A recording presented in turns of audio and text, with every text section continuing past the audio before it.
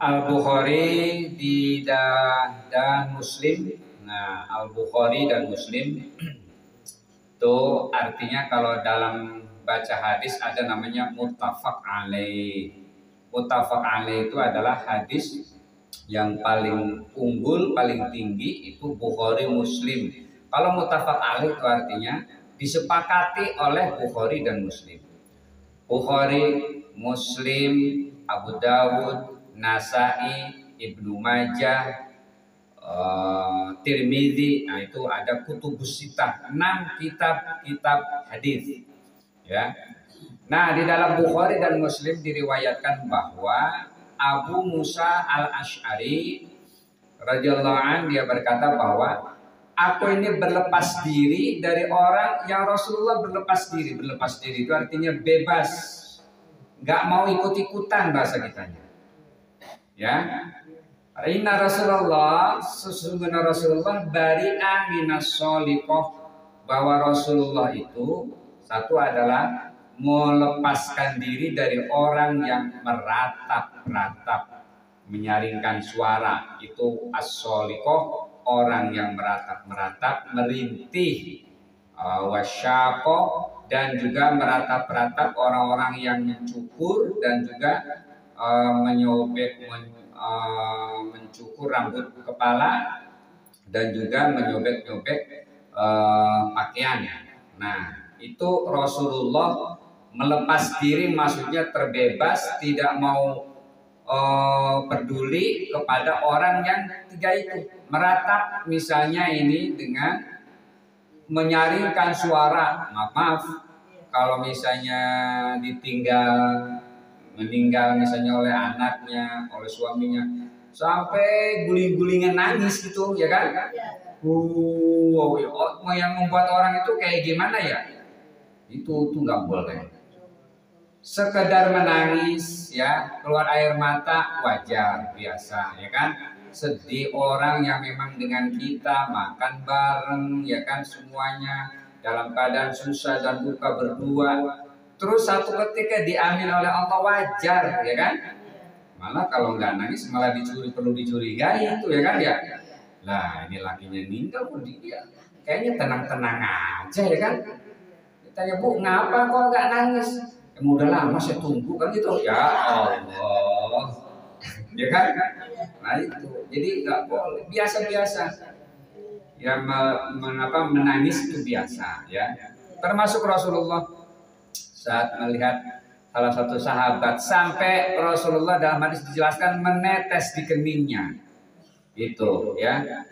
Artinya tidak sampai keluar suara lah, menangis. Rasulullah juga nangis, tapi tidak boleh mengencangkan suara, terus merintih, pokoknya gimana ya, gitu, ya yang nggak pantas ya.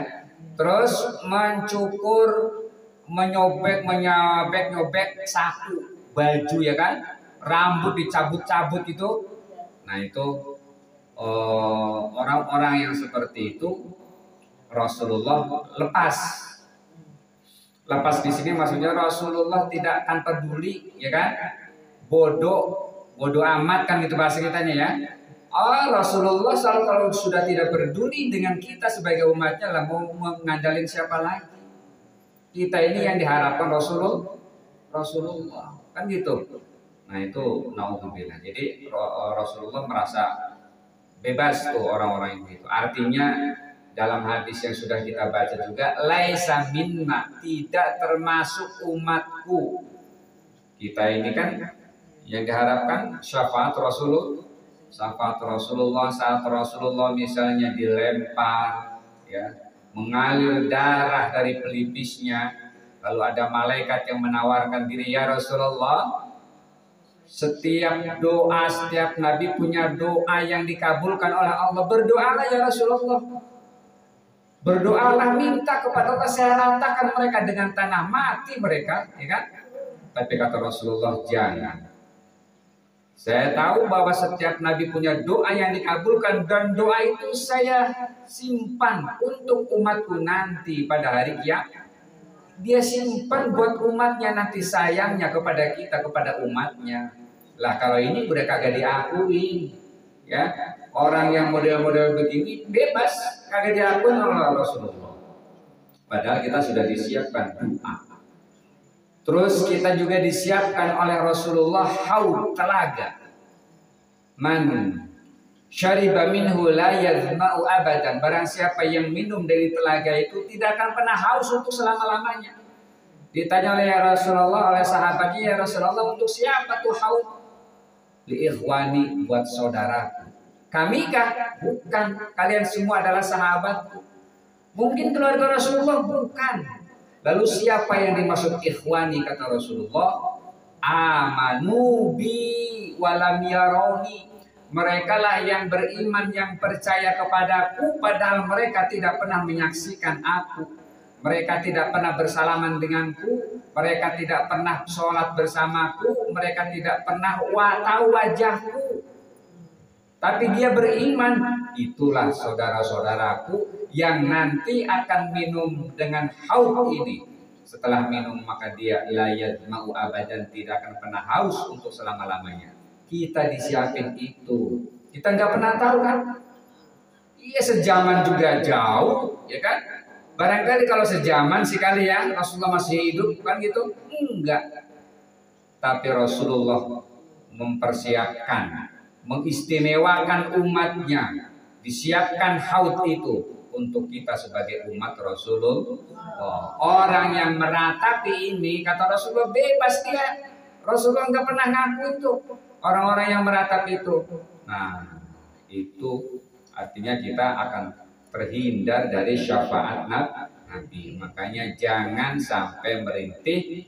Di sini ada berkata lagi Rasulullah itu di bawahnya, laisa minna, tidak termasuk umatku, man latomal hudud, orang yang menampar-nampar pipi, ya kan?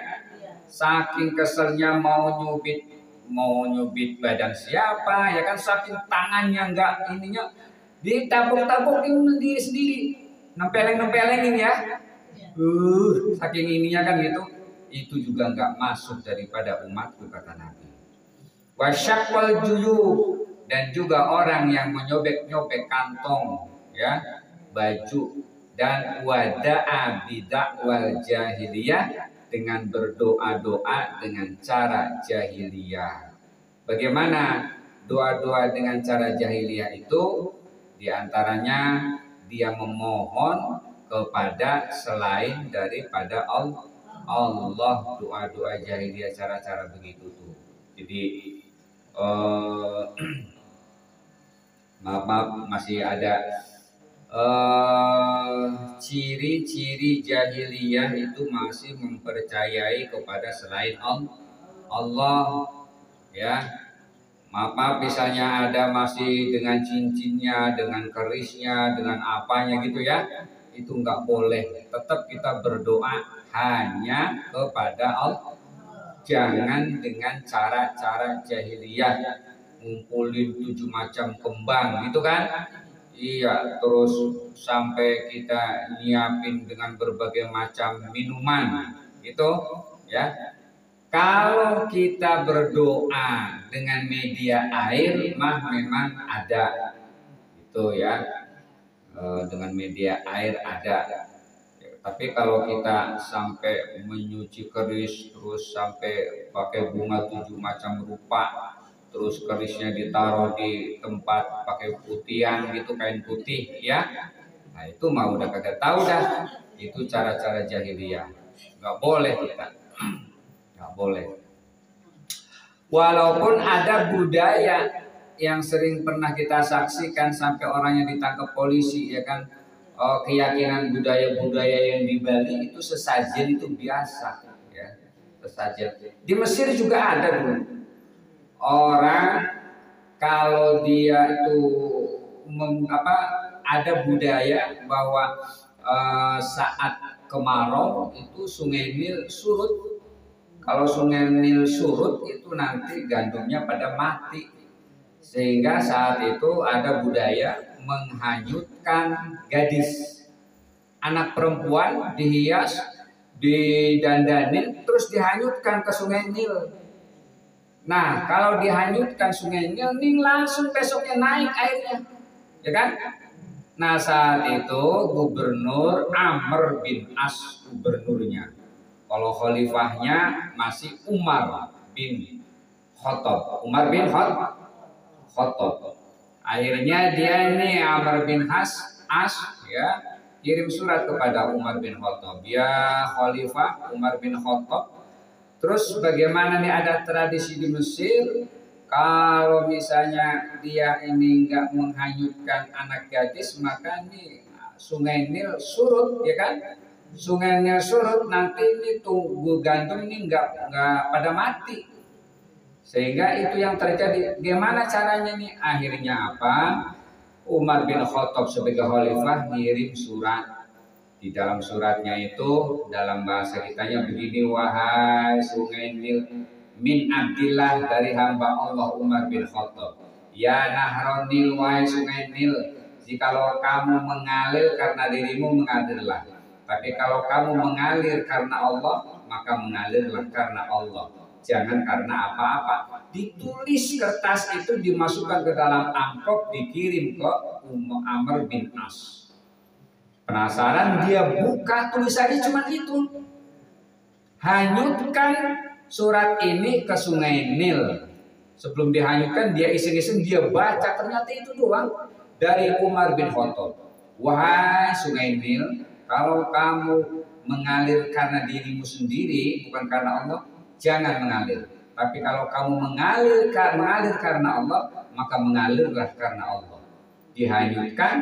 Setelah itu sudah tidak ada lagi tradisi itu. Sungai Nil selalu nggak pernah surut. Nah, itu tradisi-tradisi jahiliyah begitu. Di Indonesia ada masih. Pakai kepala apa? Kepala kebo, ya kan? Kepala kambing, ya kan? Itu nggak boleh, nggak boleh sama dukun, keyakinan dukun. Jangan disamain itu sama dukun.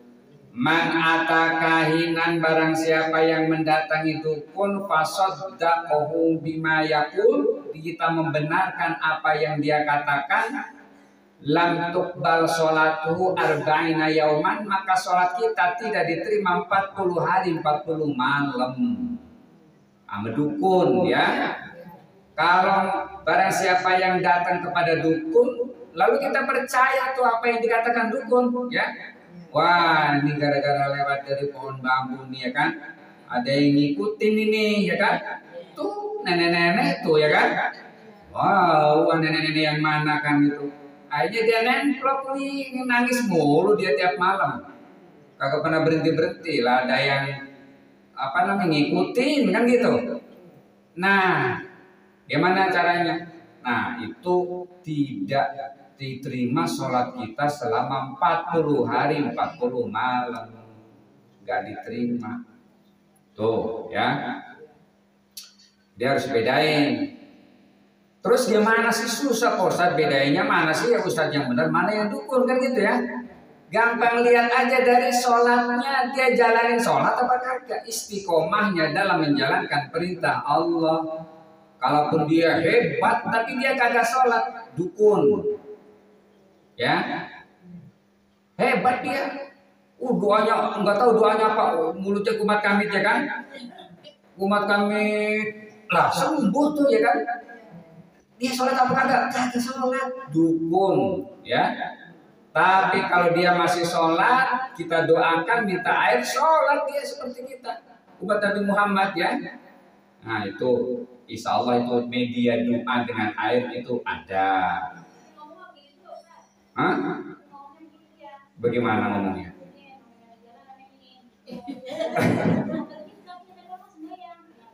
Oh gitu. Iya, ini. Aduh.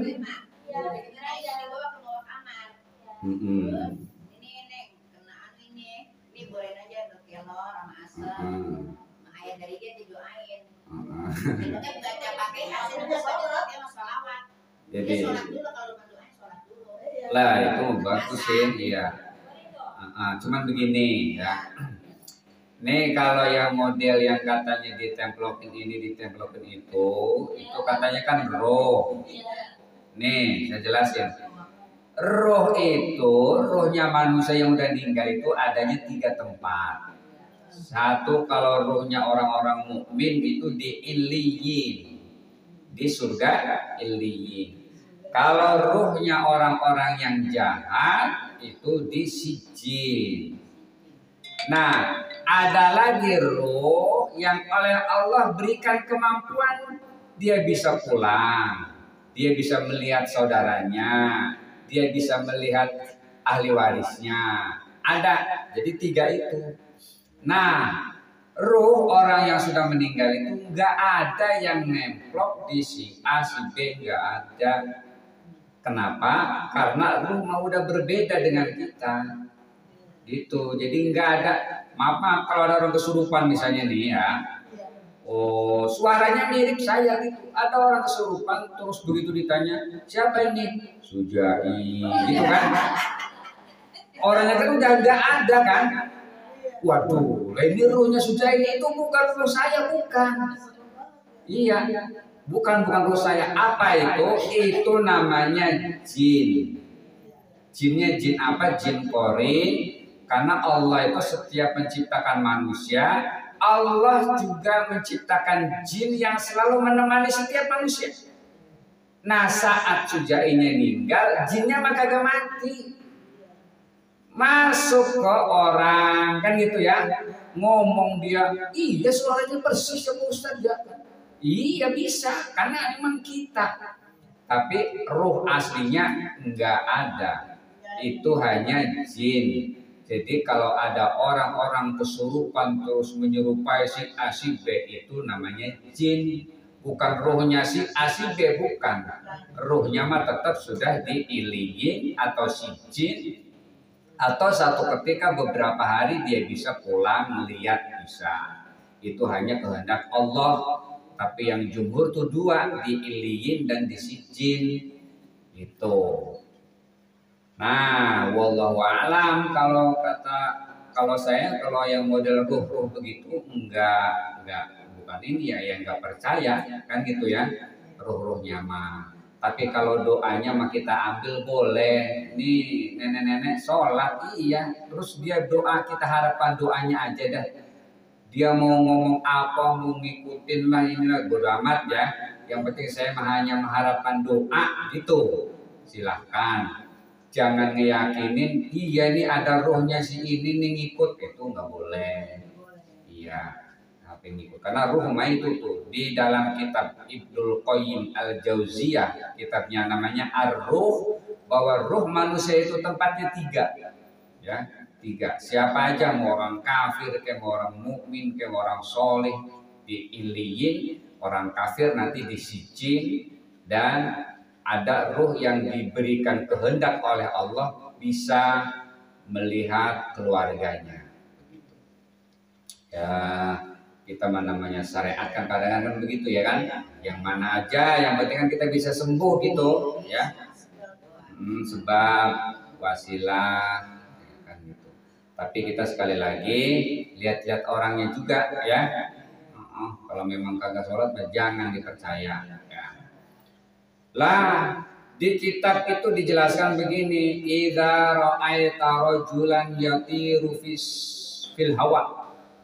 Jika manusia nanti ada orang yang bisa terbang di awan, bisa terbang, wa yajri fil ma, dia bisa jalan di atas air. Apa katanya? Falam taltar, kamu jangan tertipu.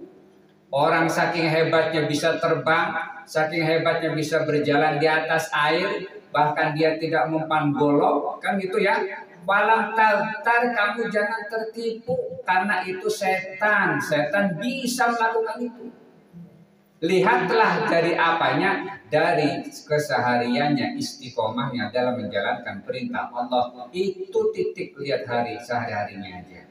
Ya, kalau orangnya kagak sholat, jangan terkejut, jangan merasa hebat ya kan? Enggak, setan itu jin ya, yang melaksanakan jin. Tapi kalau dia sholat, ya ikuti, ya nggak apa-apa.